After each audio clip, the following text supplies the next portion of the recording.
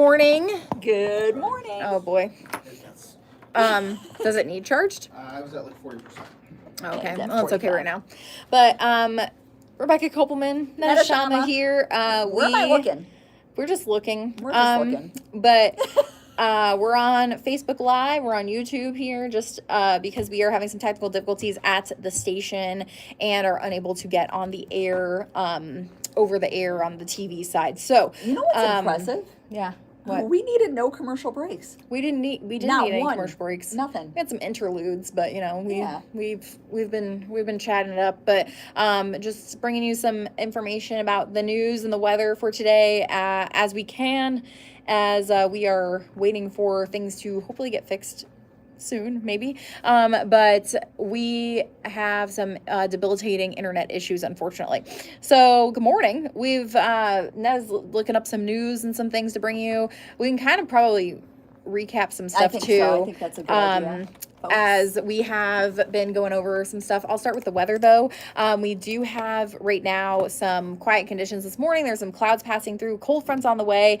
Temperatures are going to rise to around 80 degrees this afternoon. We'll have some 70s and 80s, and it'll be on the warmer side, and you'll probably feel some of the mugginess, but we will have a pretty strong breeze. Could have some winds 20-25 miles per hour that will be coming in out of the south and leading to that warm weather and the warm day. We'll have then a cold front coming through, leading to some showers. There are already some showers out west. I wouldn't be surprised if we see some showers pop in here and there this afternoon, but the main batch should come in this evening, and we'll have some more rain just coming in from northwest to southeast as we head into this evening. That may lead to some of those high school football games dealing with some rain at times, and just something to be aware of, that you might want to have some rain gear handy and just be prepared. So we will be keeping an eye on that front. What we had been watching too is if the front was going to last into Saturday or kind of linger and stall out into Saturday, and it seems like we're now going to get the front to push through, and we'll then have the a lot of dry time during the day Saturday, though it will be a little bit warmer than previously anticipated, so some maybe mid 70s on the board. We'll have drier air starting to work its way in, but there still will be enough moisture as a second front kind of comes in later in the evening, leading to another chance for some showers, and we'll have some rain around as we go into kind of just Friday night into Saturday morning, perhaps a little bit very early on Saturday, dry time during the day, and then that second front comes in and could lead to some showers, maybe a thunderstorm around 9-10 p.m. So if you're out tailgating for the Hawkeye game, it seems like things are going to be dry and quiet for that, but then we get to the evening hours toward the end of the game, kickoff at 6 p.m. against the Penn State Nittany Lions, then we have some chances for some more showers toward 9-10 p.m. where the game will be kind of finishing up. So just something to keep in mind there.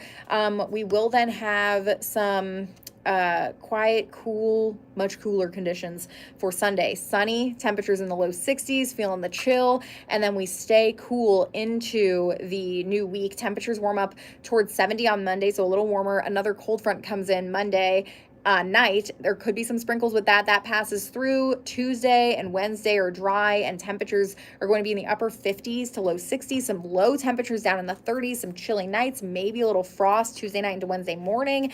And then we are going to have some nice fall weather there, and we'll have to kind of see if it holds long term. But going to have a really nice and beautiful, comfortable day on Sunday. Chilly fall day, pumpkin patch fall weather, but I do think still Saturday's looking pretty good for the Hawkeye game too. And yeah, now we'll talk chatteroo about some of the news that's coming in.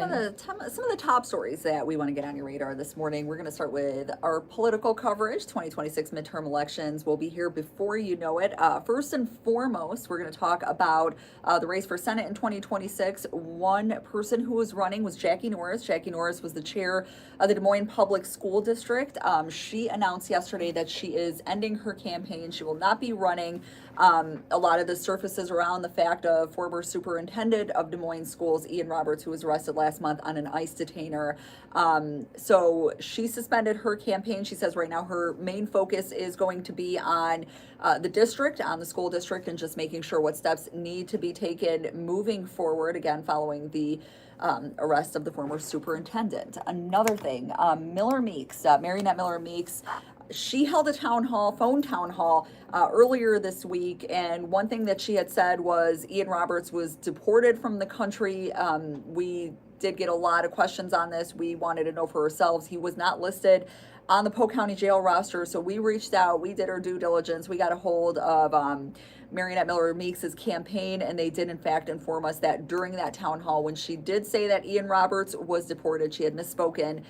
He has not been deported from the country. He is still in the custody of Polk County Sheriff's Office, but again, not deported. She had misspoken. She also, or her campaign also did say that town hall, that phone town hall, had about 10,700 people who were listening in, including Iowa's News Now reporter Fabian Zodu, who has a full report for you over at iowasnewsnow.com if you want to check that out. Another thing that we want to talk about is E-Verify. E-Verify is a federal database that allows employers to confirm job applicants whether or not they are authorized to work in the United States. Governor Kim Reynolds has pushed to make this something that is required to be used in all agencies to avoid a situation like we just saw happen in Des Moines last month.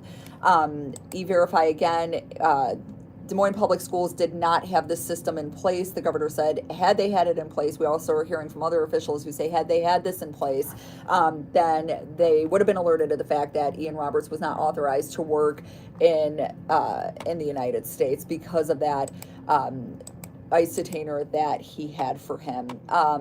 Also, Central Iowa Democrat entering the race for the 2nd congressional district, but does not live anywhere in the district. That would be Guy Morgan, who's a hotel manager from Boone County. He tells the Gazette that he is a UNI graduate and that his dad grew up in Hardin County. Both are in the district, but state law says that you just have to live within the state if you are running for a congressional seat. Again, that would be for the 2nd congressional district in the state of Iowa. Another campaign that we want to tell you about, Clint Tweedball. If you are familiar with him, he was the founder or the co-founder of Matthew 25. That's an incredible nonprofit that we have here in Cedar Rapids that does amazing work. He announced that he is running as well, so he launched his campaign for Joni Ernst's seat, for Ashley Hinson's seat. He did have a campaign event yesterday. About 70 folks showed up to that to hear his vision and his plans for the seat if he wins it. We do have some campaign fundraising to tell you about. Ashley Hinson is new filings show that she has raised more than $1.7 million for her campaign just between the period of July and September. Again, she announced that she's running for Joni Ernst's seat in Senate, who Joni Ernst had said that she's not seeking re-election. Again, Ashley Hinson raising $1.7 million for her campaign for the period between July and September. Fellow Republican Jim Carlin, he was able to raise $45,000 for his campaign. Now we're going to turn to the Democratic side. Josh Turek, he led all Senate hopefuls. He raised $1 million for his campaign in the third quarter. He launched his campaign in the middle of that quarter as well. Zach Walls raised about $650,000, putting him at about $1.3 million since he announced that he was running back in June. Nathan Sage is also over $1 million for his campaign, with more than $400,000 that was bought in just in the period of July to September. So that is some of the campaign fundraising numbers that we want to tell you about. Staying with your political news this morning, again, just ahead of the 2026 midterm elections, we're keeping everything on the radar and everything, whether it's local, whether it's state. Just want to keep you informed and keep you in the loop of everything that's going on. Iowa GOP Chair Jeff Kaufman will lead the Republican Presidential Nominating Committee. He was just picked for that yesterday.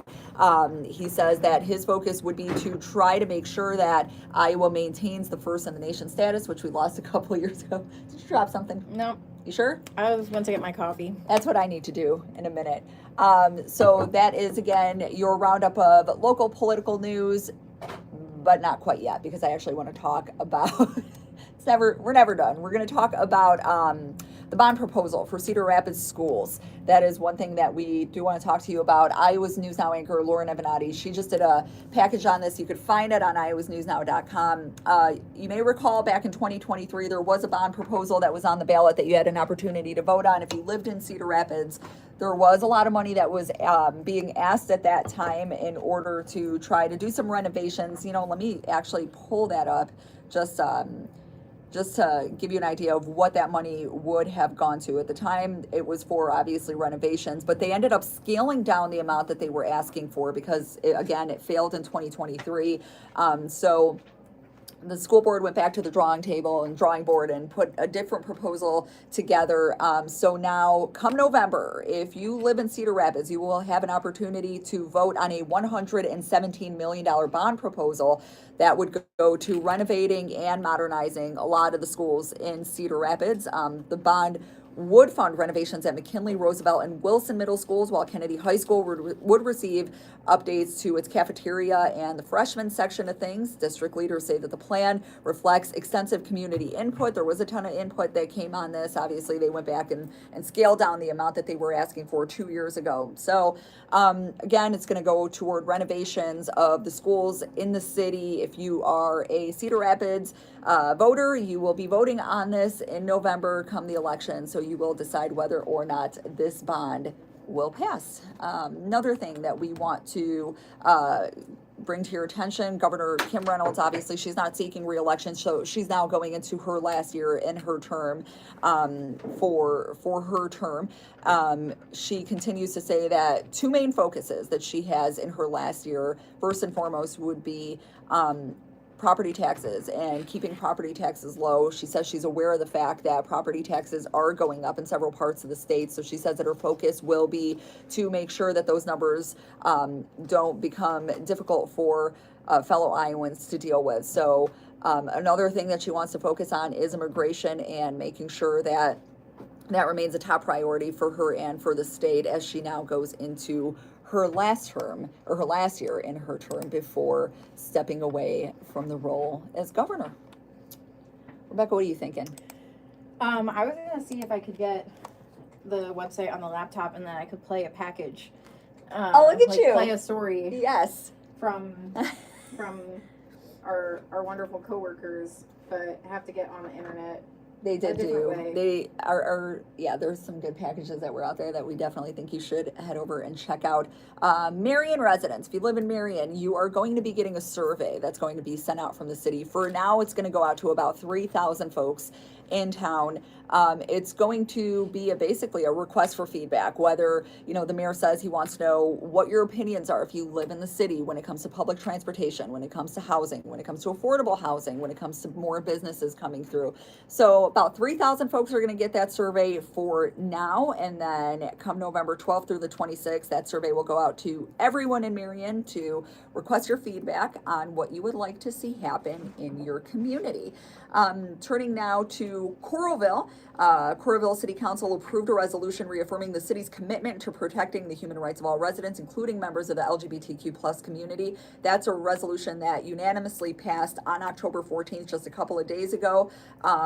It is basically a reinforcement to the city's existing human rights ordinance, and it pledges to continue to enforce anti-discrimination policies and protections. So definitely something that happened in Coralville this week that is for folks out there. Now, if you're in KGAN, rural Lane County, you may have noticed a really big emergency response that was happening there yesterday morning at about 9:30. There was a fire at a fencing company that happened in KGAN.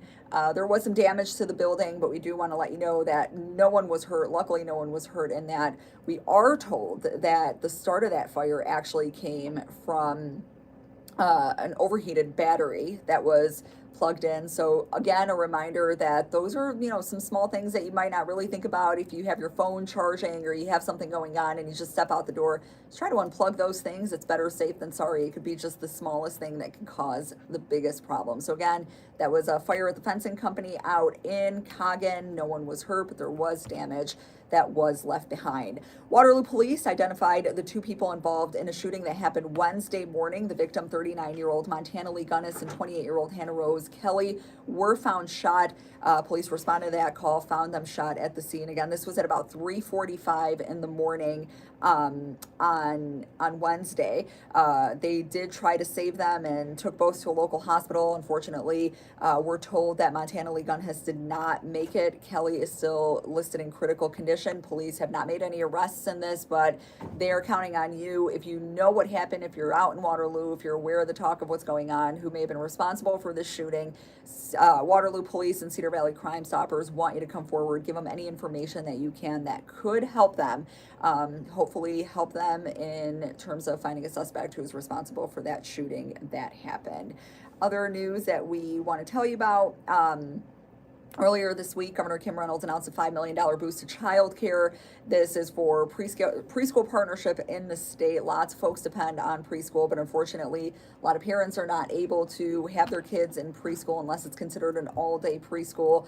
This grant opportunity gives you a chance to be able to try to get some money and help you moving forward. If you do need to rely on childcare, if you do need to rely on preschool, this is something that you have the opportunity to apply for. That $5 million grant. Moving on to Iowa City, you might recall a couple of years ago, there was an incident that happened on the UI campus by Art Building West where there was a woman who was brutally attacked and left for dead. Unfortunately, just a horrific attack that happened to her. She was wearing a pair of $20,000 earrings that were also stolen from her. That suspect who was charged in this all is Ali Yunus, and we've been following this case for a while. He was originally arrested and set to go to trial before cutting off his ankle monitor, fleeing the country, heading out to Jordan and staying there for a few months while law enforcement basically tried to look for him and get him back. He did eventually come back to the United States. He came back to Iowa where he was caught, and he was charged again for this crime. We know that he had a bench trial, so it would be a judge that would determine his fate. That has been going on for a couple of months right now, so we've been following that for you as well. We are told now that there will be a hearing that is set for December that could potentially determine his innocence or guilt in this case. So we'll be keeping a lookout on that for you. This is aside from the fleeing charge that he ended up catching. That is a completely separate thing. So again, Ali Yunus, he was the suspect who was charged in a brutal attack that happened at the University of Iowa campus a couple of years ago. We are expecting to hear a decision in a verdict in the next couple of months on that. I was gonna say I've got this. I'm gonna make sure the volume is good and going here. But we had Skylar Talal's story from yesterday, which is nonpartisan agency predicts Iowa's revenue will further decrease in fiscal year 2026. They met Thursday, and so yesterday, and I can play this. I probably need to just flip the cameras around. Low height hydraulic cylinders. Now we have a commercial break. Oh my gosh. No. Oops, I hit the button. Now I'm going to get ads for this. For good. I don't know what this is. It anything good though? I don't even know. Oh my gosh. Models to choose from. There's an RSM low height. What does it think I need? Is this like a... Find now at interpack.com. I don't know. Whatever. It looks like a tool. Some sort of tool. Our perspective today on the state's budget and revenue streams from the Iowa Revenue Estimating Conference. Probably need to flip these around. Capitol here on a Thursday night. You might remember that report we told you about earlier this month from the Legislative Services Agency that showed that REC's projections for the spring were actually short at almost $200 million. Iowa's News Now State House reporter Skylar Flall recaps today's meeting and tells us why officials say they're actually expecting less money. I apologize for moving the cameras around. I'm trying to figure out the best way. Here we go. Which is roughly $100 million less than the budget state lawmakers passed last session. Now the Nonpartisan Revenue Estimating Committee predicts funds will once again decrease for 2026 by roughly $800 million. Tax changes are the primary factors driving this revenue estimate. As mentioned earlier, this is the first full fiscal year of Iowa's individual income tax rate being at 3.8%. Taking this into account, in addition to the recent federal legislative changes, It is estimated that Iowa's general fund revenue in FY 2026 will further decrease. But Republicans aren't worried. Governor Kim Reynolds saying Iowa has more than $4 billion in the Taxpayer Relief Fund, with reserve funds full, claiming the GOP planned for this decrease when they pass income tax cuts. In a statement, she says Iowa's strong fiscal health is due to a strong commitment to fiscal conservatism by my administration and legislative leadership, and we will continue to be good stewards of taxpayer dollars. Democrats are pushing back, saying this is bad news for Iowans, claiming this shows Iowa is in or on the brink of a recession.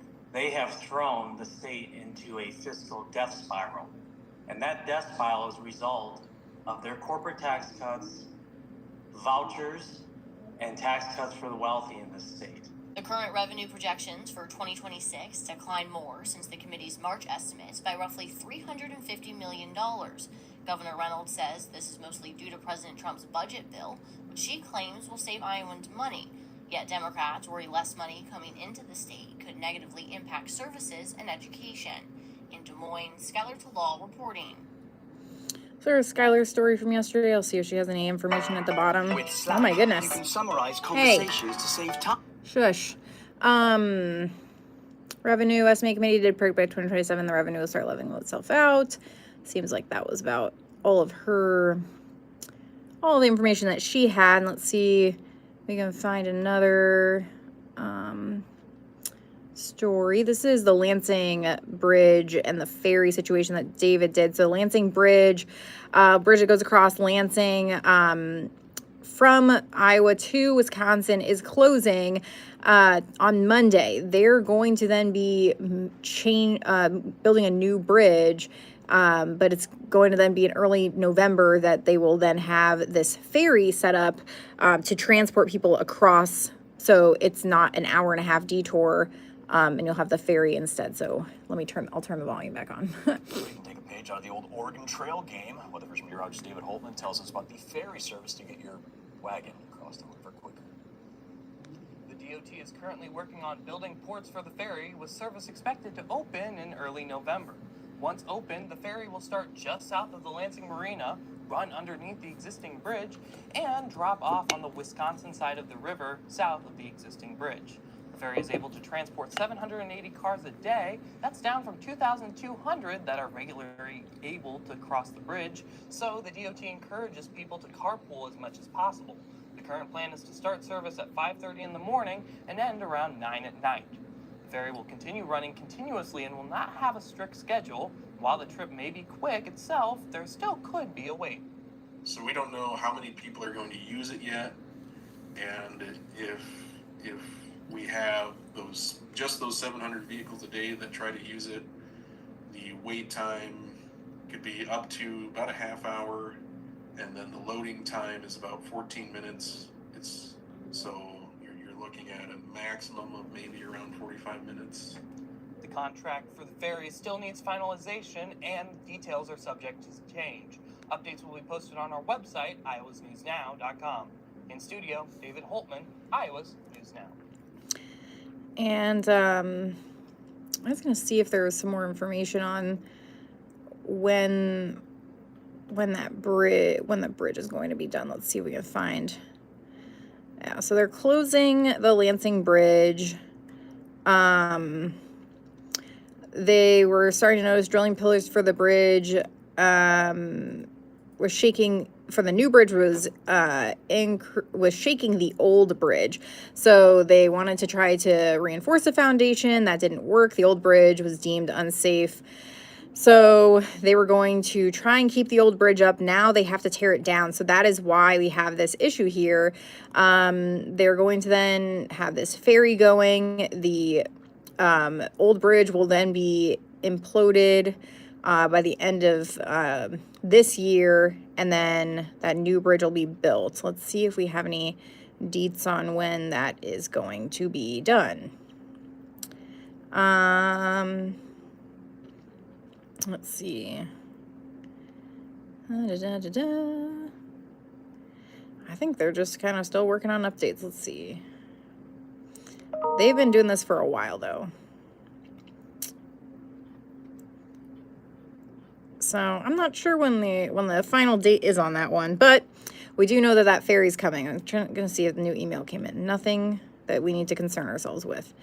Let's see. Ned was talking about that Marion resident survey.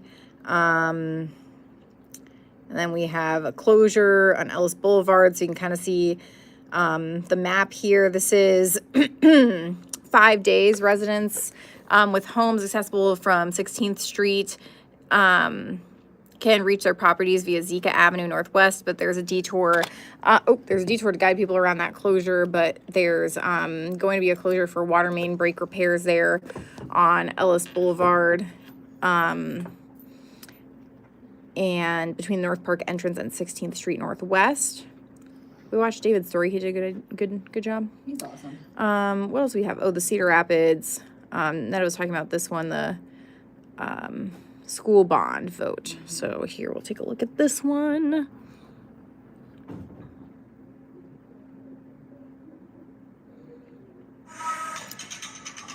You gotta put in the Commercial sweat break. and be ready for anything if you want to be your best.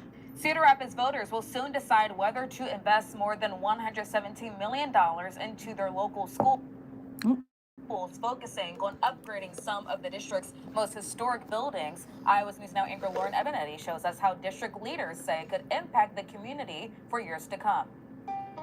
That's right, Nicole. The Cedar Rapids Community School District says this bond plan is about more than just buildings. It's about preserving history while making schools safer and more accessible for the future.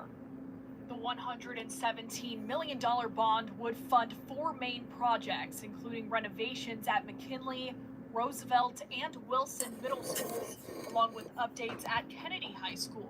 District leaders say community feedback helped shape the plan. Thousands of responses and meetings guided what became a community-driven bond proposal. By investing in the historical buildings of McKinley, Roosevelt, and Wilson, we are not only investing in the physical structure, but we're investing in the people of those neighborhoods and what goes on in those buildings. The plan isn't just about bricks and mortar. Leaders say strong schools help build stronger communities in the long term. When you talk about economic growth and you talk about attracting businesses that would want to come here and lay roots here, having a good school system allows for that to happen. Upgrades also focus on safety and accessibility for all students. We have to make our schools safe and secure. Accessibility for all kids. That's a basic right of someone that is disabled or physically challenged to have access to education, and just modernizing them. That investment would cost about $7.50 a month on a $200,000 home. It's an affordable cost, but there's also a benefit to the homeowners. When new people move into the community, and if they have children, they're going to want to move into a school district that has newer or renovated buildings. Dozens of local organizations, including HAYCAP, Bruce Moore, and Foundation 2, have endorsed the bond. It needs 60% approval to pass. Early voting is already open, and Election Day is November 4th. Live in studio, Lauren Ebenetti, Iowa's News Now. Let's see what else we've got. Why would you hire the Acre Company? I don't know. Huh? There's actually one thing I want to, I'm an animal lover, and that I'm always going to talk about. Yes. Helping animals as much as we can. There was a situation that happened in rural Washington County. Over 20 animals were removed from a property over there. It was the Animal Rescue League of Iowa. It was the Washington County Sheriff's Office. It was just an all hands on deck. Pause and More, is that what it was? Pause and More right now are taking care of these animals. Again, about 23 animals. We got everything from cats and dogs, livestock. There was even a pony that was removed from this house. Some of those animals didn't make it, but the ones that did really need your help. And Pause and More needs your help more than ever right now as they deal with taking on the responsibility of caring for an influx of animals that have just made their way into the shelter this week. So if you can, head over to iowasnewsnow.com, find the story. It's on the front page. click to donate. They need everything, whether it's towels, whether it's paper towels, whether it's food, and of course money. Anything that you can give to help Paws and More as they now take care of a situation that was basically like thrown into their laps this week. So do the right thing and head over to iowasnewsnow.com, click the link, and go ahead and donate if you can. And there was also a woman in Bertram that Netta was going to go find who had a goat show up on her property. I'll see if I can find that that article here so you can see the goat, but a lady goat, and it was she just wandered over there. Months ago. Let me see. Everyone's trying to figure out I'm where pressing this goat buttons. came from. Oh no! Ah, the camera fell. I'm trying to operate all the cameras. The camera operator, meteorologist. So many things happening. Where's our little goat? Where's my goat? I've already claimed it. Let's see. There we go. There's the runaway goat. I'm gonna clean off this camera. It seems like it's like not as clear of a picture. There we go. This goat showed up on a farm in Bertram. Yeah. Back in September. That was last month. Yeah. And so Stephanie Howard had this goat showed up. You recognize that goat? Does anybody know? Does anybody recognize that goat? And so she showed up on her farm, and she's like, I don't know, her son and a sheriff's deputy tried to catch it. It got away. A few days later, goat came back, so apparently it knows how to get to her house, but not its own house.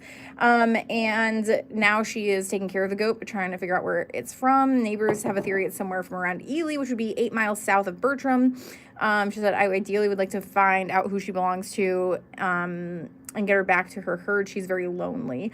And she put up signs around town to try and find the owners. We have Stephanie's contact information on our website if you recognize this goat. Yeah. This lady goat. Even though I think that, animals have that instinct where they know where they'll be taken care of. So Well, clearly they found a good spot there. I think Billy Goat found its way with Stephanie and into her heart. Yes. And that's where it's staying.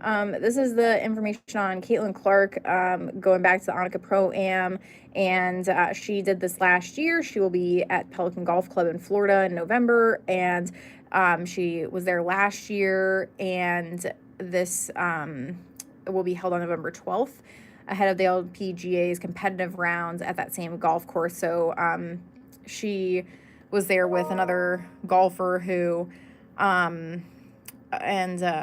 was working on her game there. So hopefully she's doing well, and then we'll have a little appearance from her. We did have in other sports news, the Cedar Rapids Colonels have a new general manager. It's this man, Sean Brandhorst, and he is succeeding Scott Wilson, who had been the general manager for more than 14 years. And there are odd noises in here. I don't know. There is. But Brandhorst most recently served as the Colonel's assistant general manager and previously was a Midwest national director at Perfect Game USA, a Central City native and University of Iowa graduate. He has a diverse background in baseball and sports management and has held roles at Walt Disney Resort, overseeing NCAA baseball tournaments in Florida and leading operations for a summer collegiate baseball team in Madison, Wisconsin. And he seems excited about it and got a new general manager there. Do you have something over here? I was going to... Camera 2. All right, no, sorry. Is going to give us some national news. Okay. Headlines. First and foremost, U.S. carries out another Caribbean boat strike, leaving survivors. This is something that we've been seeing happen a handful of times so far. The U.S. military carried out another strike on Thursday on an alleged drug vessel in the Caribbean. This is according to a report from Reuters. The strike would be the first that did in fact have survivors. This would be the sixth strike on a vessel in the Caribbean, which killed a total of 27 people. President Trump also declared an armed conflict with drug cartels in the Caribbean.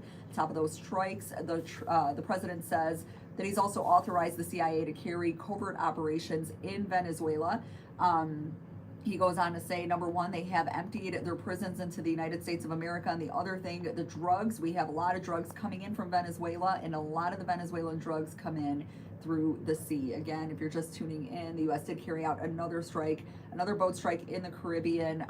There were survivors left behind in this one. It's just part of a series of attacks that have been carried out in the area regarding what the president considers to be vessels carrying drugs. Other national news that we have for you. The U.S. Transportation Secretary Sean Duffy announcing this week that he's withholding $40 million in federal funding from the state of California. A lot of this has to do with truckers in the state. Duffy says that he gave the state some time to comply with a policy and a rule that would require every truck driver in the state of California to be proficient in the English language. He says that the state did not comply, therefore he made that announcement that they will be withholding $40 million from the state of California over this policy. Again, staying with national news, the head of the U.S. military Southern Command is leaving the Department of War because of President Trump's armed conflict with drug cartels in the Caribbean. This goes back to that story that we just told you about a couple of seconds ago. So that is one thing that is happening there. There is going to be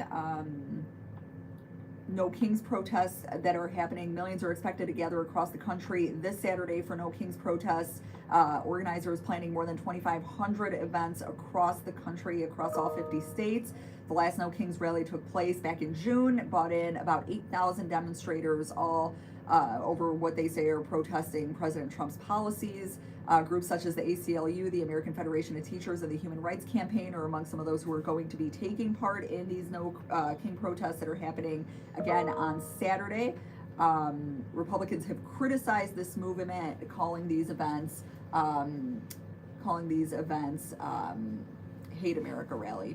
John, our awesome director, thank you so much for bringing in. Oh, there's a little tripod. Little tripod for us. I might set up one of them. I got two phones I'm holding. You do. Moving on. I was just kind of trying to look through and see if there's anything that we had come in last night.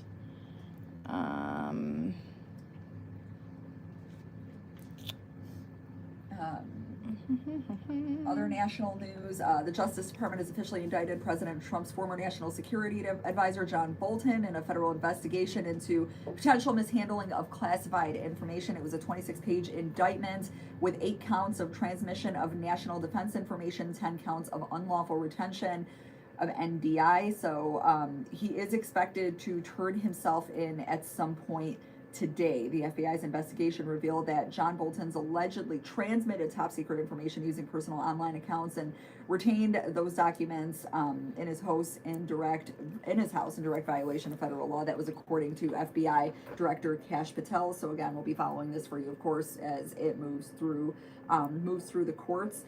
Want to go back and talk about the government shutdown. 3rd week so far, no resolution in sight. This is now impacting a lot of different federal agencies. We know federal workers are going without pay at this point. A big impact where we're seeing is TSA. We're seeing traffic controllers who are working, who are not getting paid for manning our airports across the country. So that in return is leading to some major delays. If you are flying out this weekend, if you are traveling and you might be going through one of the bigger airports, whether it's Chicago, New York, LA, you do want to brace for some delays. That is probably going to be expected. We know from our coworkers who were flying out through LaGuardia that they ended up getting to the airport 4 or 5 hours in advance and still had to encounter delays while trying to just get over to Boston. So if you are traveling, if you are hitting the road and flying out this weekend, flying out anytime soon, just until this government shutdown lingers, it is something that you want to keep in mind, that you do want to give yourself that extra time. Pack your patience with your luggage, that is for sure, because you might be waiting for a while. I was going to say, we have the There's a story that Owen did as they have the hoops from downtown tonight in Iowa City at 5:30, where you can meet the staff and the team of the Iowa women's and men's basketball teams. This is a story about Ava Hayden, who is going into her sophomore season, as they have a really young team coming up on especially the women's side there. Oops, my hand's in the way. Is this something that could help you in the meantime, Rebecca? Oh, maybe we can figure it out. When we go into media day sessions with our local teams, one question I like to ask of the players is who's developed the most in the offseason? Who's shown the most improvement in practice? We heard a few answers this week in the women's availability, but one name that keeps coming up is that of sophomore Ava Hayden. She was a big recruit out of Sherwood, Oregon, came on a little bit slow early in her freshman year, but really was impressive once Iowa got to the postseason. She scored in double figures in 2 Big Ten tournament games, then had a career-high 15 points against Murray State in the opening round of the NCAA tournament, and she may be a focal point of Iowa's offense this season. I think one person I'm really excited for this year is going to be Ava. I think she, as you guys were able to probably already see throughout this past season, just the development that she's had. It kind of clicked around Christmas, and then she just went for it and used that kind of disappointment of which she wasn't maybe playing as much as she'd like, and she wasn't quite as consistent. And then it kind of clicked for her, and she had a great summer. And I do think she can be a really one of the great ones. Having a few games under my belt where I performed really well, that made me feel more secure in who I am as a basketball player and what I can do on the floor. I think my ceiling is still really high, and there's been some things I've been working on in the offseason that can attest to that. And so hopefully we'll see those come out during this year's season. Most people covering the team would project Ava to be a starter on day 1, but we won't find out until the Hawks exhibition against Ashland 2 weeks from tonight, and then the season opener is going to be Monday, November 3rd against Southern University. Well, there's Owen's story on that. I think there might be some other, let's see, Cedar Falls native AJ Green agrees to a 4-year, $45 million contract extension with the Bucks. There's also Keegan Murray, who is an Iowa State grad, former Hawk player.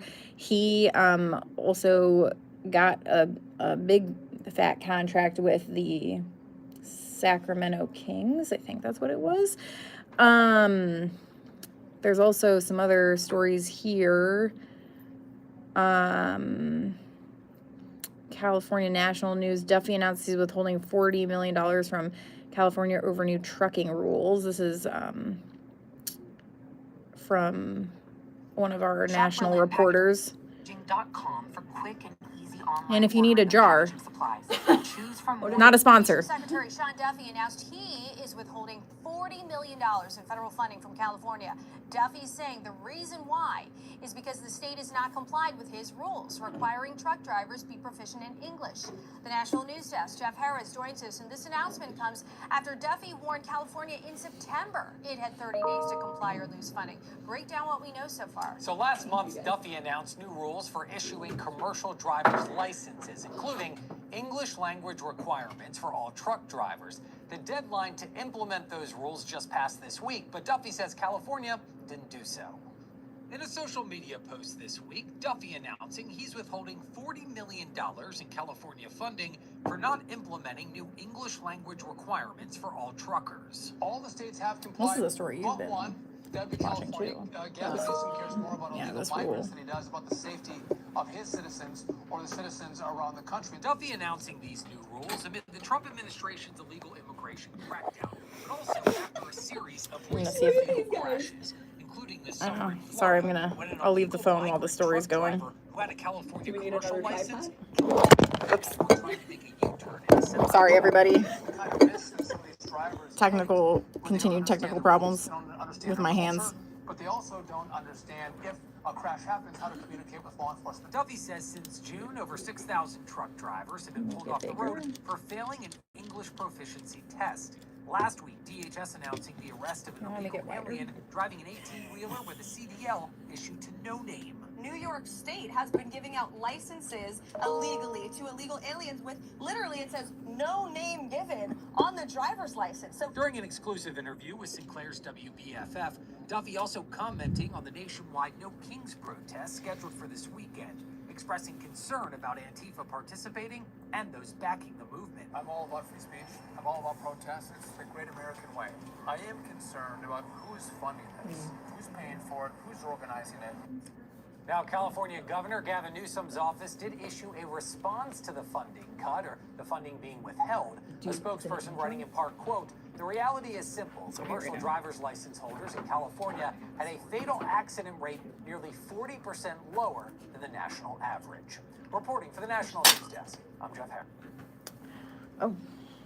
You know what, Rebecca, let's do this. Let us just circle back to some... I was gonna see if the weather, if I could get anything weather-wise, because I have all my data also is reliant on the internet.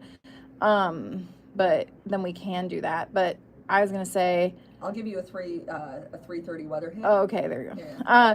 So this is all like old data that got into the system here, but I can at least show a few things.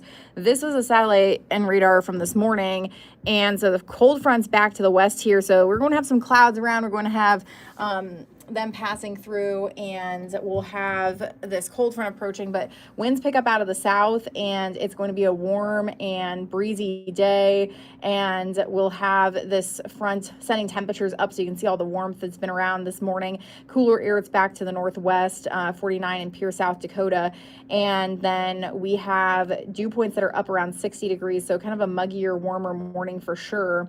And as we go through this week, this is not a completely updated 7-day, but it's close. We'll be around 80 today. I do think some mid 70s tomorrow, and I think the rain chances have come down a bit for Saturday, and we'll have some dry time for a lot of the day, with the chance for rain really increasing Saturday night. So looking good for the high school football games tonight, with maybe a few scattered showers. Can't rule out there being a thunderstorm, but it seems like that's on the lower side of the chance overall. And then we'll have temperatures dropping into the low 60s on Sunday, and we'll be back around 70 Monday. Temperatures bump up ahead of a cold front that comes through late Monday night into early Tuesday. Temperatures then upper 50s, low 60s Tuesday and Wednesday, and low temperatures down to some mid 30s there. It's going to be chilly, could have some frost maybe into Wednesday morning, and then we kind of stay on this cool side and more fall-like conditions into just the next week there. So kind of a little rundown of the weather situation. I'm gonna see if I can get the phone in this little tripod thing and we can see how that goes. It fits. It's in the tripod. Oh, there's two. Oh my gosh. We got two tripods, so I don't even have to hold the cameras anymore. I mean, we got amazing. We've got, oh gosh, production department who always looks out for us. Yeah, they're definitely looking out. Yeah, they really are. They even got a light in here for us, but I don't know how extensive we're getting.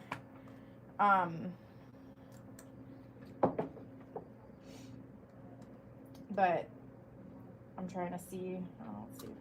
What news did you have over there, ma'am? Oh, look at that. I just got to make sure the phones don't die. Goodness.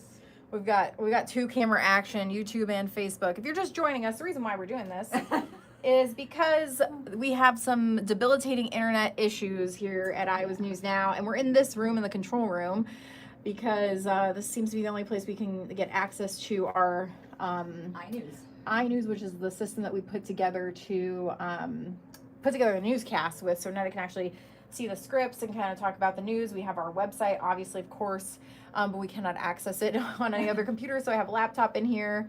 We're trying, folks. And we have a building Wi-Fi that's still working, but we've got people on the job trying to get our service back up here. But we're trying. But yeah. We're trying. Thanks for joining us, Yes. for sure, tuning in this morning. We'll try to keep it as entertaining as we can, newsworthy. We do actually want to say that there is a special birthday that is happening. We got to lighten things up just a bit. Oh my God. Rebecca Kopelman, our chief meteorologist, is celebrating a birthday tomorrow, and we wish we could take you in. So we probably could take him inside the studio to see this amazing. Let's do it. Okay. Let's take a break. On the road. Let's go. I need to eat breakfast. I'm telling you right now. I'm just telling you. I'm filling up on coffee. I'm gonna get hangry. We can do this. We're gonna give you a tour of you walk. Park. Iowa's News Now. I feel like we're doing a tour. Why not? This is the way to our studio, where we are not working today because of some technical difficulties. We are taking it to the control room, but We are celebrating Rebecca's birthday today, and we're doing it with an internet power outage. Do we want to go this way? Which way do we go? Yeah, we'll just go this way. This is an incredible display that was put together by our amazing Apparently it took way too long for them to put this up. So my dad needs to stop. Like, he needs to send some cash to these people who are staying late. My birthday Rebecca Cole. birthday theme is basketballs. I was sitting here for a while, and then I turned, and then I noticed this, which is, I don't think life size, because but almost nearly life size Caitlin Clark in the studio. Hey, Caitlin. Maybe it is. Netta, come stand next to her. Let me see the height. Oh, I mean, I'm no comparison to that. No, I feel like she's too. I get she kind A of. whopping 5'1" over here. I don't know, Rebecca. What do you think? No. Six? She's 6 something.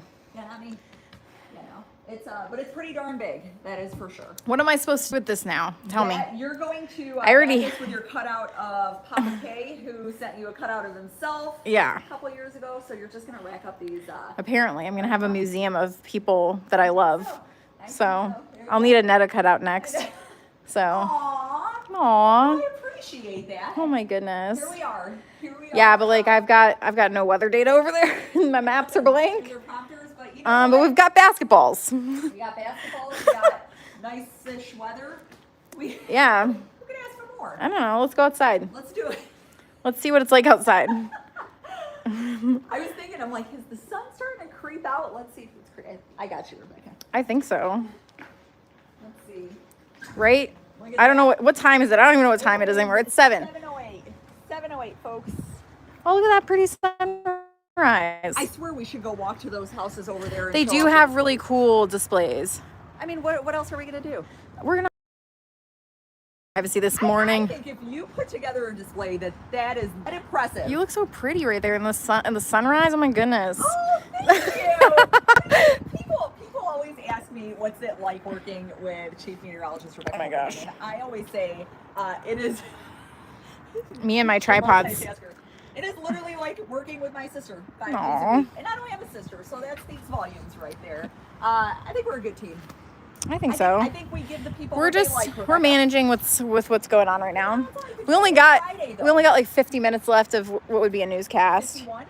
Yeah, 51 minutes. But we're out here, we are just, we're trucking right along, folks. Sometimes you just can't help it when your whole You gotta life just- depends on technology. And the internet. And the internet, you just gotta do what you gotta do. Take a picture of me with the sunrise on my That's tripods. exactly what I'm gonna do. Here we go. Here we go. This is I was news now this morning. Oh my goodness. I'll take a picture of you. Yeah, here we go. I gotta put one tripod down.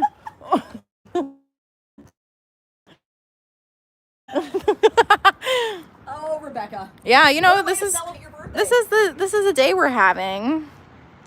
Oh man, hold on. Let's see. It looks so much cooler on this phone. Why? Because it's an Android. Well, I'm saying, well, okay. Oh, I got it. No. No. Hold on. Stay. Yeah. Okay. Look at them colors. Look at that. Oh my goodness. Okay, that was the photo shoot time. That was it. our Usually commercial what we do break. Actually, generally during commercial Sometimes. break, and then you would tell me some, Some a joke or stories. two and some stories. Here we are. We're taking this on the road. What kind It's of nice clouds out are here. those, Rebecca. Those are some. You got some Cirrus and I put her on the spot sometimes. there's some Cumulonimbus? cumulonimbus clouds would be thunderstorm clouds. No, those Some aren't those. strato cumulus clouds. Here we are. Broadcast Park. We're It's feeling nice this morning. It actually is. It's nice. It is. It's a little warmer. Gonna have some nice weather today. Gonna still have some sunshine today, and then some clouds and some rain come in later. So So we're trying to see what we could get you folks that may have come in overnight. Should we talk about politics, Rebecca? I don't know. Let's talk about the Senate campaign race, which is going to be a big one. You may know by now that Senator Joni Ernst is not running for re-election. There are definitely... No, you're good. I'm just making sure. I don't want to stand too far because I'm sure the microphone. Should we sit in a circle? The microphone won't pick it up, so I'm just getting closer to Or we you. could take it into our patio over here. You're good. Ashley Hinson is running for Joni Ernst's spot. We got word that she has actually already raised $1.7 million for her campaign in Q3. Compared to Jim Carlin, who's also running for the Republican side, he raised $45,000 so far. So again, Ashley Hinson, who's running for Joni Ernst's seat, over $1.5 million raised in campaign funds so far. Josh Turek, that's on the Democratic side, he bought in $1 million in about 6 weeks. Zach Walls raised over $645,000, but is over $1.3 million since announcing his campaign a month before Q3 started. Nathan Sage, who is also running on the Democratic side for Joni Ernst's seat, raised $410,000, still $1 million over after launching his campaign in April. Trying to get you as much information as we can this morning.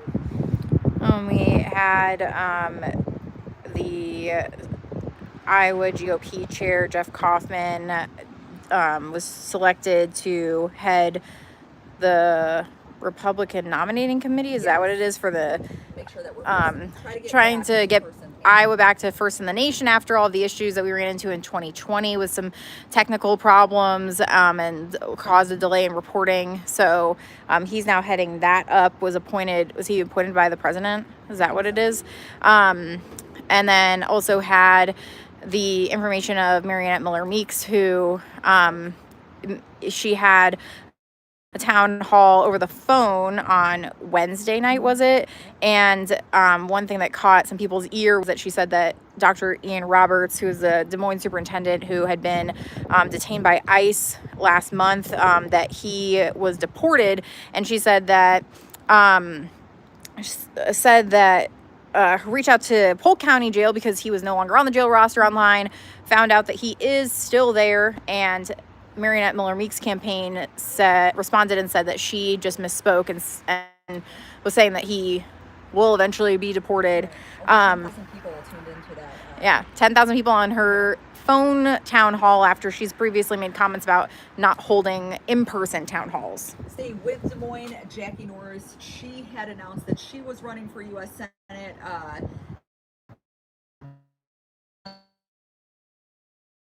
Democratic side. She was also the chair of the Des Moines Public Schools, so staying with the whole Des Moines Public Schools incidents that we've been following for several weeks now. She has suspended her campaign as of yesterday. Main reason behind that is saying that she needs to kind of get back to things with the district and focus all her attention on that, especially with everything that is happening at this point with Ian Roberts and his arrest. So again, Jackie Norris suspending her campaign for U.S. Senate, citing the turmoil that had to do with the school district there. Governor Kim Reynolds spoke to the media on Thursday. One thing that she talked about also, again, was the Des Moines Public Schools. It is the largest district in the state. E-Verify is a program that is used by Homeland Security, and that is a way to kind of screen candidates who apply for certain positions. We do know that Des Moines schools did not have this program in place. The governor is saying basically if they did have it in place, then we would have known at this point that Ian Roberts was not authorized to work in the United States. She's now pushing for an initiative that would require a lot of different government entities and everyone in the state to basically use this E-Verify system in order to ensure that everyone who is applying for a job is actually qualified for the job as well. Marion, folks, you're about 3,000 people over the next week or so are probably going to be getting some letters in the mail. It's a survey. It's a legit survey. The mayor, city council say, hey, we want to know what you feel the needs are in Marion. We want to know your take on businesses, local businesses, housing, affordable housing, construction, transportation, all that good stuff. So 3,000 folks will be getting that survey in the mail. This is kind of just to test the waters for next month when everyone will eventually get those surveys to take in the mail. So definitely something you want to keep an eye out, your opportunity to go in. If you're sitting at home one day and you're like, I wish this city had more of X, Y, and Z. Now it's your chance to actually say what that X, Y, and Z is you're looking for in town. What else we got? We got Made in America, or Made in Iowa. I mean, we are still in America. We are still in America. Yeah. Made in Iowa is going on at Hawkeye Down, starting tomorrow at 9 o'clock. Tons of vendors. It's usually a huge show. I know a couple people who will be vendors there as well.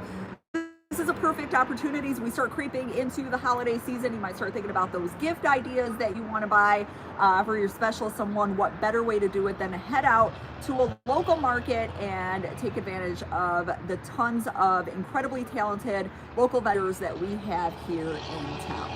Yeah. I'm sure there's other things happening. Yeah, we're talking about the haunted houses. Very loud truck. Yeah, I know. What is that? That needs an emissions test. What is that? What is it? I think it looks like like a sewer thingy. Yeah, I think Low battery. There's for another 3 I don't know. Bloomsbury is 43 minutes. Bloomsbury has their Scream Acres, and then we have, of course, the Eclipse down in haunted attraction down in Iowa City. Yeah, haunted attraction in Garrison. So pumpkin patches too. I mean, oh yeah, you got Bart's. this weekend. Bart's. You got Wilson Apple Orchard, Allen's Apple Orchard. Bloomsbury also has pumpkins. Yeah. And there's pumpkins everywhere. You got to carve your pumpkins, you know? Are you a good carver? No. I am not artistic. Let's see if we can find some phone chargers. Let's do that. Can you open the door, please? Of course. No. There you go. I'm like, what if they're looking for us? I guess they could just turn the stream on and see where we are. This is behind the scenes of Iowa's News Now. This is the newsroom. Oh, thank you so much. You bet. Here we are. Do we have phone chargers? Is your phone Type C or is it an Apple? My work one is the old Apple. Okay. I have an Android charger if you need to take it out in case to get it to charge. Okay. Well, we'll see what's going on. We'll try and where are we gonna set up shop? Can we just do it in the studio? That's not gonna have a lot of outlet access, but I know you have the wall, a good one also in the booth, back in the booth. yeah. Oh, that's true. There is that one. Where? The ceiling one. My cord, I have also, if you need to turn a lightning into a USB-C, I have this. Okay. Do you have a? Oh, you have a USB-C. Okay. Okay. So You want to go in the studio? Let's do it. Okay. I'll bring this out there for you. Well, this is the newsroom. We got some peeps helping. We are lucky with good coworkers, that's for sure. Indeed. Indeed. We'll do it at the Rebecca Copeland Shrine. Oh boy. Do it. Well, hold on. We gotta get. Rebecca, I'm gonna get my coffee from the control room. You're gonna bring my coffee, please. I sure will. I told you I'm gonna eat my breakfast at some point.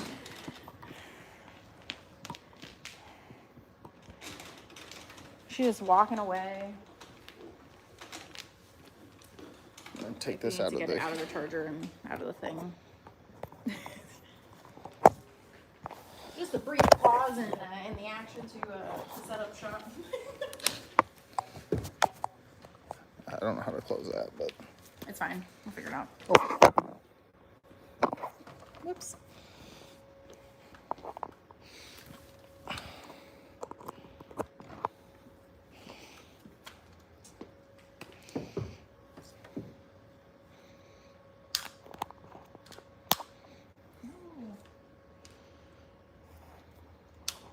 I guess it doesn't want to go that way.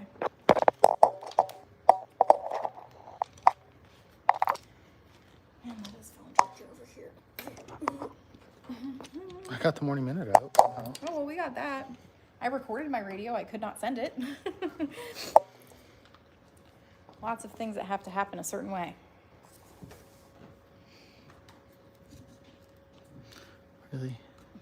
Here, you need to get it back on the stand. Yeah. Okay. You need some Jeopardy music. Oh, thank you. I got the Morning Minute out. Well, there you go. They made it for us still.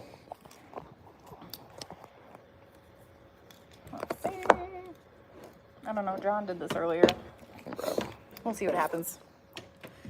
We'll just hold it for now. I don't know where she went.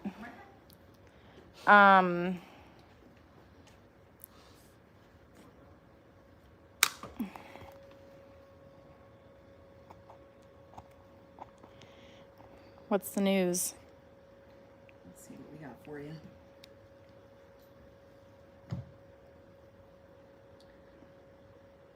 It's been a quiet Friday, which is always, I don't know, is it a good thing?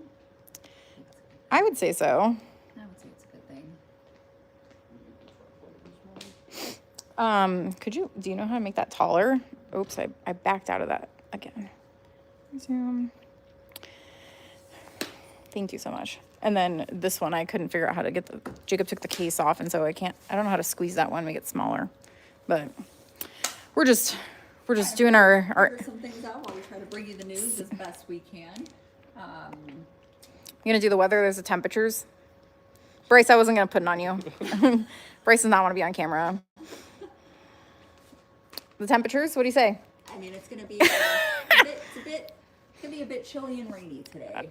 If you're going to the game, you might want to pack some rain gear and a sweater. What game?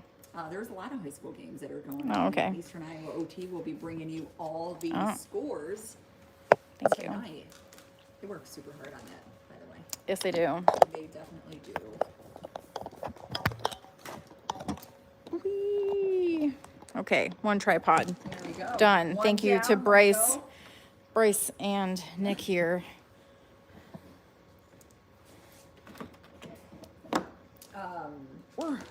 We're rocking and rolling.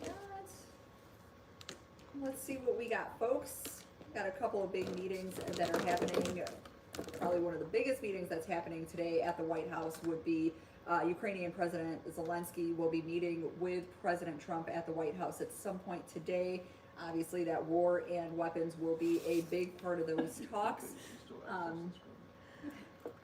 That is something that is definitely going to be front and center with those conversations and those talks as we head into another winter of fighting in the region over there. Ahead of this meeting, President Trump is showing signs that he might not be ready to send those long-term missiles. There are Tomahawk missiles that Kyiv is requesting and asking the U.S. and NATO to send. No word yet on whether or not that is something that the president will comply with. We also do know that just recently there's been more strikes, Russian strikes on Ukraine that has caused some blackouts throughout the country there. There's another thing that we'll be following for you as well on the national front. Just me struggling. Caitlin Clark's giving the news now. Here we go. Let's tune into our Iowa's News Now app, see if we can get you the latest. I promise I'm smarter than this. It doesn't want to go this way. It wants to go the other way. And I don't know if it's my case. I could take it off. Whee! Sorry guys, I'm moving the camera around on Facebook. Trying to set us up. There we go. Oh, we got a Ford recall to tell you about. Ford recalls. The Ford Motor Company has recalled thousands of their top-selling vehicles. National Highway Traffic Safety Administration says 625,000 Fords will be recalled over issues regarding the seatbelt and the rear view camera display. Let's see if we can get you what this is. So it is 332,000 Ford Mustangs because of the seatbelt issue. Almost 292,000 Ford F-250s, F-350s, and F-450s, Super Duty vehicles. Those are having issues with the camera display. Dealers will be fixing that for you for free if you do happen to have some issues. If you are a driver of one of these cars, whether you have the Mustang or whether you have a Ford F-250, F-350, F-450, again, there is a recall. Over 625,000 Ford cars are getting recalled. You're probably going to get a letter in the mail. You might get an email. You might get some sort of notification. If you do, you can take it into your dealership. They will give you that fix and make that fix for you for free. Moving on to more national news, over 1,400 undocumented immigrants were arrested in Massachusetts in September. That's according to ICE. Officials say that the arrests were part of a federal immigration enforcement called Operation Patriot 2.0. According to officials, of the 1,406 who were arrested, over 600 were convicted or charged with significant crimes. One of the arrests includes 26-year-old Jordani Joseph in Fall River. Joseph is a citizen of Haiti, has pending charges for rape and kidnapping. The first ICE surge in Massachusetts, known as Operation Patriot, back in May resulted in 1,461 arrests. Other news that we are working to get you at this point, we are taking a look at California right now, where U.S. Transportation Secretary Sean Duffy says he's withholding $40 million in federal funding from the state of California. A lot of this has to do with a policy that was put in place by the Transportation Department requiring all truck drivers in the state of California to be proficient in English. They were given a certain time period in order to comply. Secretary Duffy says they have not complied, therefore, again, he will be withholding $40 million in federal funding from the state of California.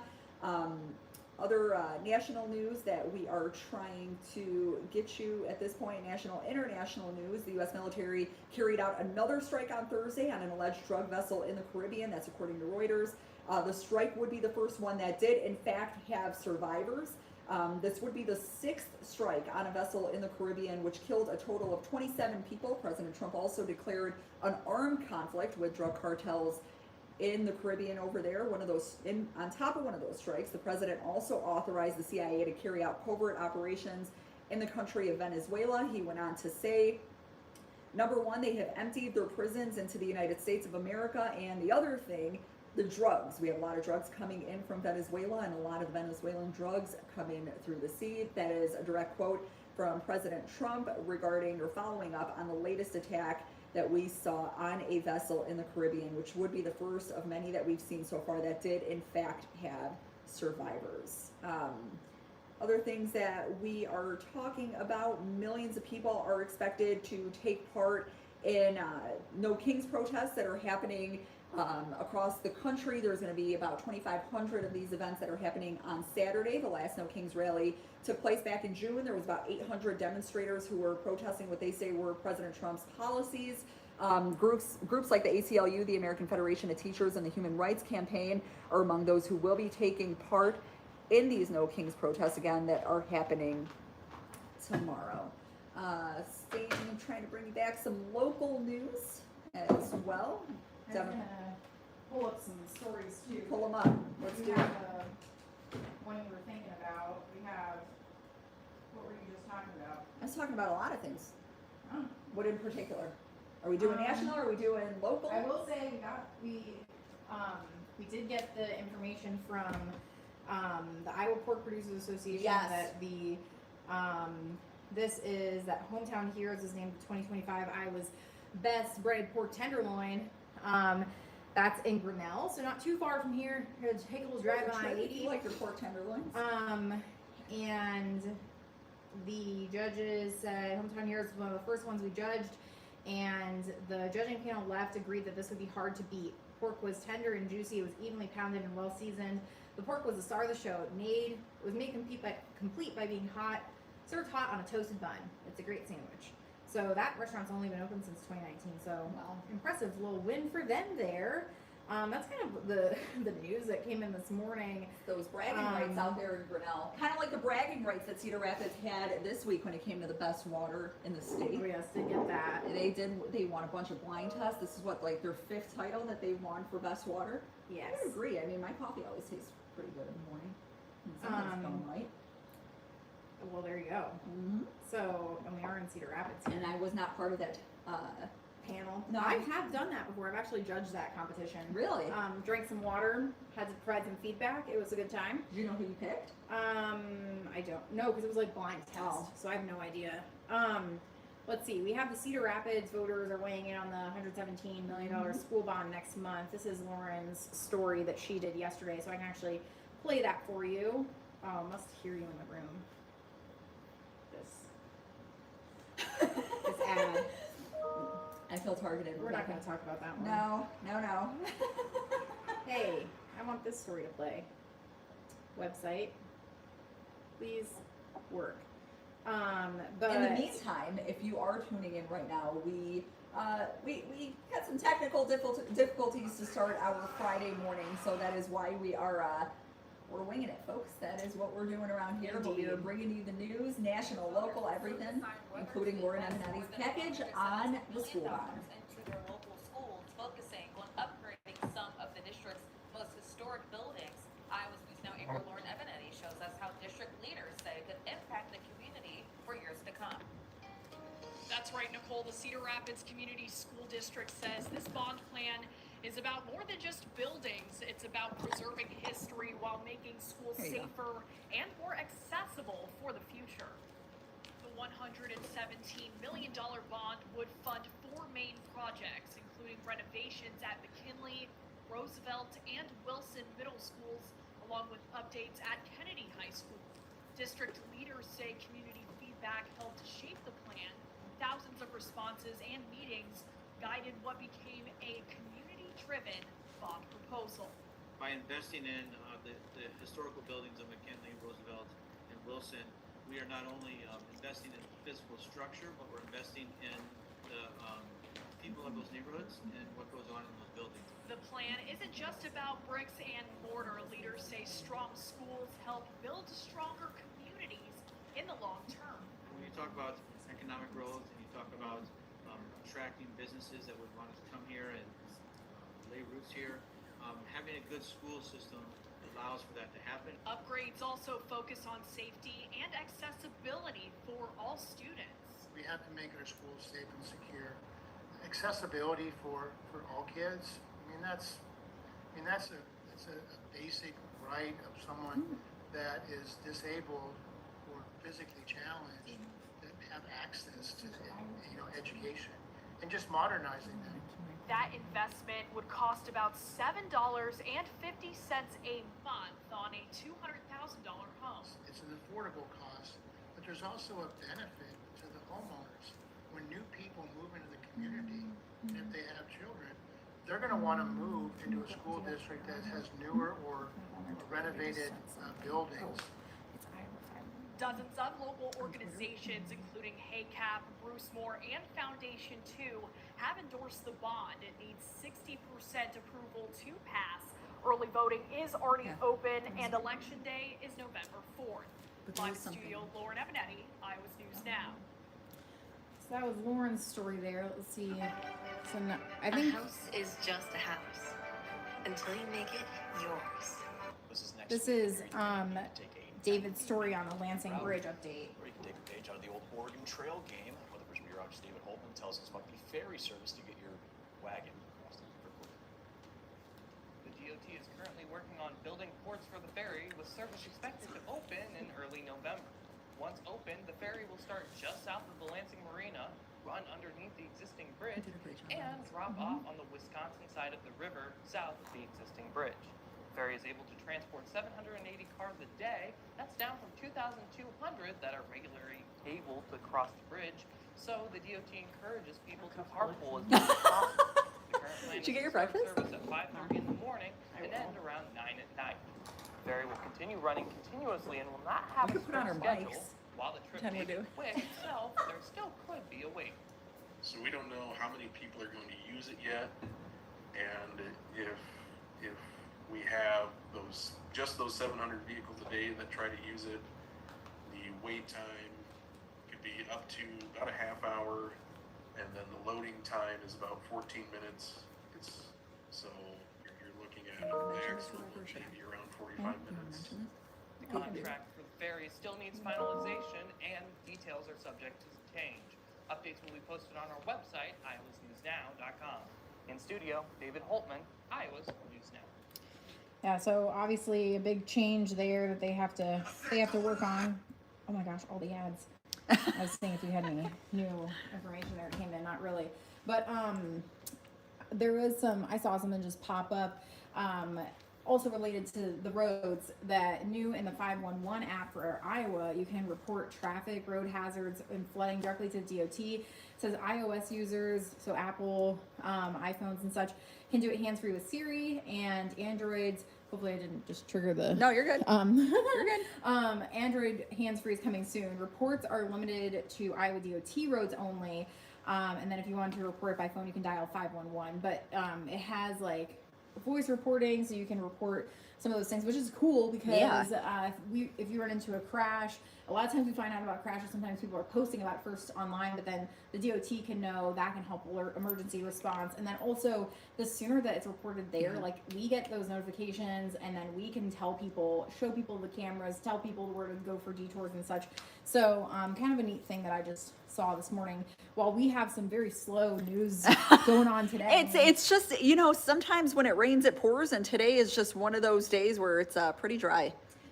I mean, obviously it's been like, you know, a little crazy because of the on our because end, of our situation, but absolutely. in terms of news, we haven't had any problems here, so we have at least that going for us. But let's see what other we could also run Skylar's story here. It should about a nonpartisan agency predicting Iowa's revenue will further decrease in fiscal That is year definitely something that 2026. I think we should get up there. All right.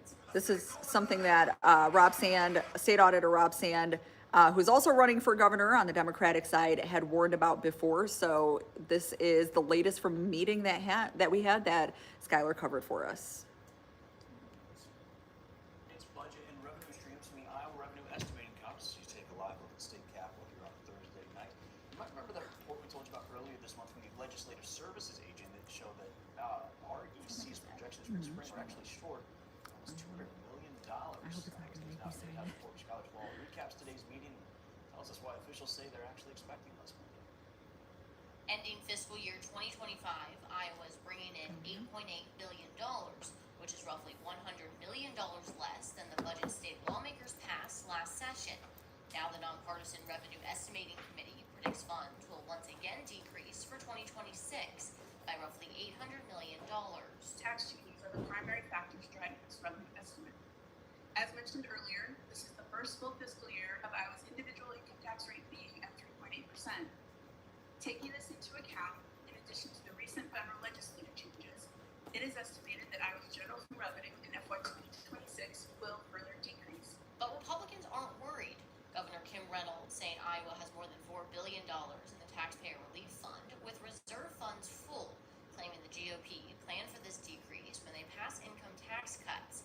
In a statement, she says Iowa's strong fiscal health is due to a strong commitment to fiscal conservatism by my administration and legislative leadership, and we will continue to be good stewards of taxpayer dollars.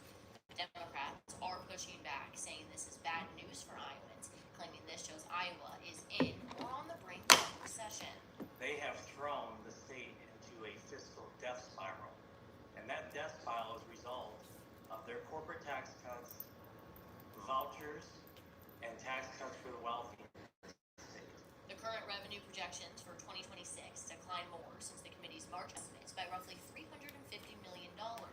Governor Reynolds says this is mostly due to President Trump's budget bill, which she claims will save Iowans money. Yet Democrats worry less money coming into the state could negatively impact services and education. In Des Moines, Skylar Law reporting. That was Skylar and a story that she did for us yesterday regarding budgets and all that good stuff that we follow for you, that she often brings you. From Des Moines, there is another thing that was just brought to my attention that I do want to touch briefly on. This is something that we've been following for you for over a year now. It's the Johnson County Jail. Sheriff Brad Kunkel has been pushing for a new jail in the region for a very long time right now. Of course, I just hit a paywall. There we go, folks. That is how it usually goes. But the Johnson County Board of Supervisors is in fact moving forward with a plan to build a 120-bed facility for the Johnson County Jail. There's been a lot of back and forth on this for a while now. Again, the Sheriff Kunkel has spoken in the past just about the conditions of the current jail that is there right now, where, you know, there were problems with the brick facade. There was problems that were happening with the HVAC system there, just some issues, and basically saying that we are outgrowing the facility that we have at this point. So again, the Gazette reporting once again that the Johnson County Board of Supervisors is in fact moving forward with a plan to bring a 120-bed facility bill that in Johnson County that will most likely be another bond referendum that folks out in Johnson County will be voting on. While Skylar's package was running, I was kind of checking in with some of the comments that we had seen. Ace Frehley, of course, going back to some entertainment news, lead guitarist for Kiss. Anyone who's a Kiss fan is definitely being impacted by this one and feeling it this morning. He passed away yesterday. His family released a statement saying that he had taken a fall at his home a while back, and apparently it was just something that he couldn't really recover from. So again, Ace Frehley of Kiss did pass away yesterday. I know the haunted houses, Rebecca, everyone wants to see are beautiful. Iowa City edition of last Friday, Rebecca and I and our photojournalist Logan headed out to Eclipse haunted house. So that was an experience. This was an idea that I had come up with, and I said, Rebecca, I think we really need to do this. I think we need to go to a haunted house, and that we did. And the person who thought they would be very brave and could handle this like nothing, couldn't. That would be me. It was a very, very scary experience. Thank you, Rebecca, for holding my hand and getting me through that 15-minute frightening haunted house tour that we did last week. We'll be bringing you a story on that soon enough. Yeah, I wanted to do this for years. Wanted to do it, yeah. You wanted to do this for years. It wasn't working out, and then all of a sudden, you thought she would have a great time, and no. Other haunted houses, haunted railroads in Mount Pleasant. Someone sent us that. Midwest Old Freshers for the haunted house, and Ghost Train and Trolley plus a carousel. That's in Mount Pleasant. I don't think my heart can handle that one. No, I don't think so. Especially if I'm gonna be on a ghost train and a trolley. Can't easily jump off of one of those. You have Scream Acres in Atkins out in Benton County. That's happening as well. So there's a haunted house. There's all things fall that you could take advantage of this weekend. We also have the Made in Iowa vendor show that is happening at Hawkeye Down. There's like over 100 vendors, I believe, that are going to be there starting at 9 o'clock tomorrow. Perfect opportunity to go out there, shop local, support our local vendors who are just so incredibly talented with everything that they do, whether it's clothes, whether it's food, whether it's everything. I haven't taken part in a vendor show. I'm still working on my banana bread recipe. Oh my God. If you know, Rebecca always tells me I have what it takes to be able to win some sort of an award for my banana bread, right? Right, yeah. Rebecca? Yeah. I've never personally tried it, but the pictures just... Pictures don't do it justice. That's all I could say. What I should have done is, considering tomorrow's Rebecca's birthday, I should have put together a banana bread cake-ish thing for you. Right. I think you would have loved it. No? Yeah. Yeah. Yeah, I'm sure. What do you know, we always talk off camera about our plans for the weekend. So Yeah. we actually want to turn it over to you folks. What are your plans for the weekend? Let's we got about 15 minutes left in our makeshift morning show. This morning, if you're just tuning in, we had some technical difficulties this morning. We certainly did. Internet went down. A lot of things went down. It is just one thing that happens when all our lives revolve around technology. Sometimes you just gotta wing it, folks. That's what we are doing this morning for you. Actually, just got some breaking news for you. Let me try to pull this up for you. We have talked about John Bolton being indicted, and we did follow this for you this morning. We just got a breaking news notification that John Bolton has arrived at a federal courthouse to surrender this morning on charges of mishandling classified information. He was indicted on Thursday, which would have been yesterday. He is, it is the president's, he was the president's prominent critics in a lot of things that have been going on. But again, we are told that Bolton has surrendered himself to a federal courthouse as of just the last couple of minutes. Again, he was indicted regarding classified information following a hack that happened during the first Trump administration, when he served during the first Trump administration. So that is something that we will be following for you, obviously, throughout the day as well. Yeah, it says here, FBI's investigation revealed John Bolton allegedly transmitted top secret information using personal online accounts and retained said documents in his house in direct violation of law. That is from FBI Director Kash Patel. Patel said the case was built from meticulous work by the FBI, which followed the facts without fear over favor. And Bolton has been accused of sending highly sensitive classified documents to his family from a private server while working at the White House. The indictment alleged Bolton illegally transmitted the documents using personal email and messaging application accounts to send sensitive documents classified as high as top secret. DOJ said the documents revealed intelligence about future attacks, foreign adversaries, and foreign policy relations. Alleges that Bolton illegally kept classified documents in his home. The department says the documents included intelligence on an adversary's leaders, as well as information revealing sources and collections used to obtain statements on a foreign adversary. And yeah, that's like kind of the top news that's come in that's new overnight. And if you are looking for, I was going to say, things to do this weekend, we do have the Hoops from Downtown, the Hawkeyes, men's and women's basketball teams and their staff, and some new staffers on both the men's and women's, but especially on the men's side with Coach Ben McCollum. And you can meet everybody out there, 5:30 in Iowa City. And this is Owen's story we can run here that was about Ava Hayden, who is going into her sophomore year with the women's basketball team. So we can show this one from Sports Director Owen Sebring. All right, funky music. When we go into media day sessions with our local teams, one question I like to ask of the players is who's developed the most in the offseason, who's shown the most improvement in practice. We heard a few answers this week at the women's availability, but one name that keeps coming up is that of sophomore Ava Hayden.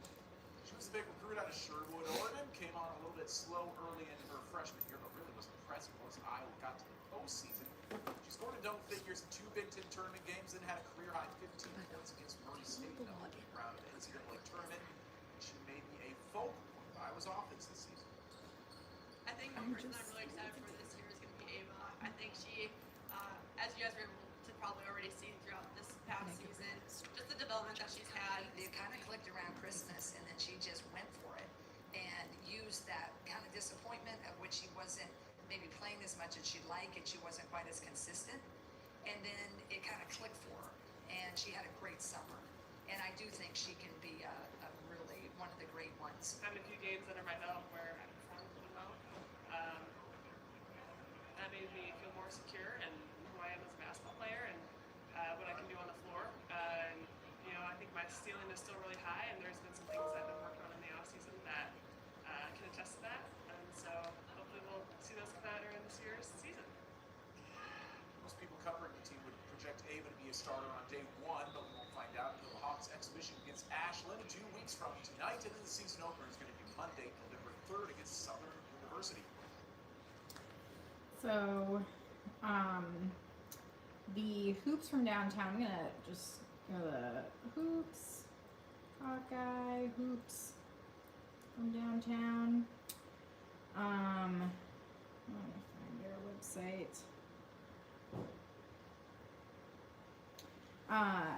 This Hoops from Downtown, they did this last year. Okay, except it's from 5:30 to 6:30 on the, oh my goodness, Burge Hall outdoor courts, and it's tonight. So if you're looking for something to do tonight, and you can see the men's and women's basketball teams, unofficial tip-off for the season, up close look at the Hawkeyes, including first-year men's coach Ben McCollum and second-year women's head coach Jan Jensen, player introductions, fan and player contests, prizes and music, and the event's free and open to all. Parking's available in any of downtown parking ramps in Iowa City. Parking's free for the first hour with an additional hour costing $2. Parking's also available on campus at the Iowa Memorial Union parking ramp and the North Campus parking ramp, and whatnot. And then the women's season tickets are sold out. Men's season tickets still available. And then, of course, if you're getting ready for the actual schedule here, the men's team will have their first game November 4th against Robert Morris in Iowa City, 7:30 p.m. on a Tuesday night. And then the women's team, switch her over, women's basketball. They have an exhibition against Ashland on October 30th, 6:30. It's a Thursday. And then they officially tip off, I believe it's this Southern University game on Monday, November 3rd at 6:30 p.m. So it's coming up soon. And if you're looking for something to do tonight, and the weather hopefully will hold up for it, but we are going to, I'm going to see if I can look at some of the data. I have not been able to really look at much because for weather. Yeah, because the internet went down, and then I think while you do that, we'll just recap a couple of headlines for you this morning that we want to get across to you. First and foremost, we talked about Ashley Hinson raising over $1.5 million for her U.S. Senate campaign, dominating the Republicans on that end. Moving over to Johnson County again, Board of Supervisors will be moving forward with plans for a 120-bed facility in Johnson County. That would be a replacement to the current Johnson County Jail. We've brought you tons of stories and tons of coverage on this. I had an opportunity, I think it was last year or the year before, to actually get a tour of the jail as well. Sheriff Brad Kunkel there has been pushing for a new facility for quite a while, but it has not come as a smooth process, that is for sure. There's been a lot of back and forth on this, a lot of some Johnson County board members opting for different solutions as opposed to building a new jail, but Sheriff Brad Kunkel saying that, hey, this is something that we need, we're outgrowing our space, and at this point the building is become a safety risk. So again, Board of Supervisors moving forward with a 120-bed jail for Johnson County. The only thing that you got to keep in mind is this is not a one and done deal. This is something that would require a vote. That is something that would be a measure that would be on your ballot. Not sure if it would be on this ballot or down the road, but this is something that definitely folks in Johnson County would have a say on. I know that there was a survey that was done a couple of months ago that showed about 70% approval in favor of a new jail. Several people in Johnson County basically took part in a survey on whether or not you would be in support of seeing a new facility. About 70% of the folks who took that survey came out and said they would be. So again, Johnson County moving forward with those plans for a 120-bed jail that will appear on your ballot at some point for you to vote on. Marionette Miller Meeks, she held a town hall, or a phone town hall this week. You might remember us bringing you coverage regarding the fact that she said she will not be doing any in-person town halls. This is something that we've been dealing with a lot, or seeing a lot of over the past few months, with many Republican candidates and Republican leaders opting out of those in-person town halls. So Marionette Miller Meeks did in fact hold a phone town hall. Her campaign tells us that over 10,500 people listened in on that. We also listened in on it as well. Iowa's News Now reporter Faven Zodu put together a story on this, and you could find it over on iowasnewsnow.com. Now during that phone town hall, she did misspeak and did say that Ian Roberts, who was the former superintendent of Des Moines Public Schools, has in fact been deported. We couldn't find him in the jail roster at the Polk County Jail. We did reach out to her campaign. We did do our due diligence to try to see and confirm if that was in fact correct, and we were told that it is not. Ian Roberts is still in the country. He's still in the state of Illinois. He, you probably know by now, was arrested. Yeah, he's still in Iowa as well. He was arrested. said Illinois. Did I say Illinois? Yeah. I think because I'm going to be in Illinois later today. I'll be back in Chicago. I think that's where my mind went. But no, he's in Iowa. He's not in Illinois, folks. So he is in fact still in Iowa. He is still in the Polk County Sheriff custody, and he has in fact not been deported again. That was just Rep. Marionette Miller Meeks had misspoken during that town hall meeting. Another thing that I just saw right now from the Gazette is North Liberty will be ending transit contract with Coralville next summer. So that's another thing that we'll work to get you more information and more details on as soon as we are able to do just that. And I was just like kind of looking over some stuff, and I have managed to get at least 2 weather graphics that I could actually show. Maybe if I can manage to turn everything without taking out all of our stuff here. But we got Friday night football tonight. If you're going out to those high school games. And I do think we'll have some mostly cloudy skies. I'll turn this one around too. There we go. We got some mostly cloudy skies, and it seems like there could be some showers just here and there during the day today, kind of early on in the afternoon, but I think more so we'll have that chance kind of increasing into the afternoon hours that will, in the evening, that we'll have some rain around. And I unfortunately don't have any way to show any sort of model on here because all the data is just gone at the moment. But you could see my 17 coffee cups. Yeah, we do have lots of cups though. We don't have an issue with that. But 70 is still kind of warm to start, and then we don't fall too far because it's going to be cloudy, rain, some spotty showers around during maybe halftime, and then as we get into the then rest of the night, I think a bit more of the scattered kind of rain is going to be around. And then in terms of the Hawkeye game, kind of partly to mostly cloudy during the day. We should have some sunshine Saturday morning, and temperatures are going to still kind of warm up into the 70s. The humidity should be coming down some, so it won't be uncomfortable necessarily, but if you're out tailgating, should be at least nice. And whenever you're going to start, because that kickoff's of course at 6 p.m., we'll have then mostly cloudy skies during the game, and we could see some rain with a second front that comes in that will arrive around 9 to 10 o'clock. So can't totally rule it out. I won't totally rule out the prospect of some lightning, but I do think the chances are rather low. And then I unfortunately could not also update my 7-day forecast, but this still is a fairly accurate sentiment here, that we do have temperatures that will be around 80 degrees today. We'll only fall to around 60 overnight, and then we'll be back in some 70s tomorrow. The rain chances will really be increasing as we head into this evening, and we'll have chances going up as we head toward 5 o'clock in the northwest, and then coming on down to the south. We'll have lots of sunshine coming back out to start Saturday. Some more clouds build in, another front comes in, chance for rain increasing in the evening hours, and then Sunday we get the full benefits of all of this. We dry out, we cool down, we'll have the sun out, and temperatures will only be in the low 60s. And some spots north of Highway 20 maybe even held to the 50s. So feeling cool and crisp and comfortable, very fall-like. And we'll have temperatures rising back up to around 70 on Monday. Another cold front comes in then Monday night and maybe brings a few sprinkles. We're then going to dry things out for Tuesday. I'm seeing this front really kind of more so happen overnight, and it's going to be pretty light. So I think we're back into the sun Tuesday pretty quickly. We'll have temperatures only in the 50s across the board. 60s still on Wednesday and Thursday, so some actual fall really starting to settle in. And I'd point out this 36 Tuesday night to Wednesday morning could be a pretty cool one with the temperatures maybe getting to points where we have some of the fall and frostiness out there. Yes, that is for sure. Are you coming over here? What are we doing? I don't know. How do we wrap it? Somebody's got to press the button. There's nobody else to press the button. It's got to be me. I don't know. But thank you guys for hanging with us as we dealt with this today. You want me here? I'll flip the camera around. We can do the selfie mode so we can get the both of us together. Let's see. Hold on. I've never operated a camera. No, I'm just kidding. Flip this one. There you are.